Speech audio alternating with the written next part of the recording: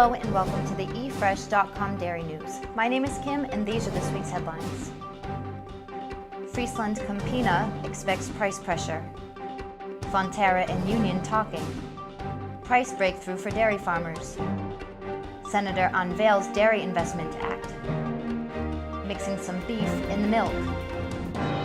Unlisted Dutch dairy firm FrieslandCampina expects continued pressure on dairy prices due to sluggish demand, after its first half sales fell 15% on lower prices. FrieslandCampina, which competes with Switzerland's Nestlé and France's Danone, said first half sales fell 4.1 billion euros. Price cuts at Danone helped push up its sales volumes in the first half of this year, but analysts questions how sustainable its price cuts could be.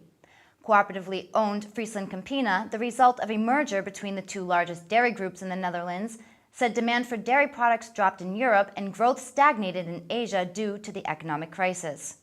First half net profit rose 30% to 78 million euros, mostly on lower interest payments and an increase of profits from associates.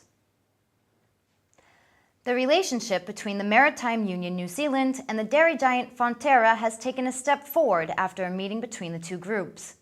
Maritime Union New Zealand spokesman Victor Billet said a senior Fonterra representative initiated the step by speaking at a meeting of the union's nation executive in Wellington. While the two groups had different viewpoints, Mr. Billet said discussion between them was progress. Fonterra has signed a 5-year contract with Littleton Port of Christchurch to export dairy products through Littleton, meaning Tamaru's prime port has lost 80% of the business from Fonterra's Clanboy processing plant to LPC. Kiwi Rail will transport the product, prompting concerns from the union that the deal is benefiting from government subsidies going into Kiwi Rail. U.S. Senators Leahy and Sanders and Congressman Welch welcomed a U.S. Department of Agriculture decision to lift the floor price for dairy products.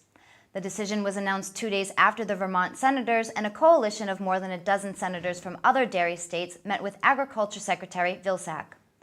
The meeting in the multi-region coalition of senators were organized to seek a short-term hike in the price for the federal government pays for milk and dairy products in the marketplace.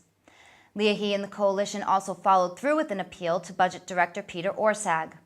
Welch said that Secretary Vilsack's decision was good news for dairy farmers and good news for Vermont. Welch applauded Secretary Vilsack's action and said he was looking forward to continuing the fight for Vermont's dairy farmers. With emotions continuing to run high as the state's dairy farmers face an escalating crisis, Republican Senator Catherine Young unveiled the 2009 Dairy Investment Act, emergency legislation designed to provide $60 million in immediate assistance to struggling dairy farmers. Senator Young said the Dairy Investment Act would provide a one-time direct support payment to New York's dairy producers using $60 million of stimulus funds from New York's share of the American Recovery and Reinvestment Act. New York is the nation's third largest dairy state, generating $2.3 million annually, over half of the state's total agricultural receipts.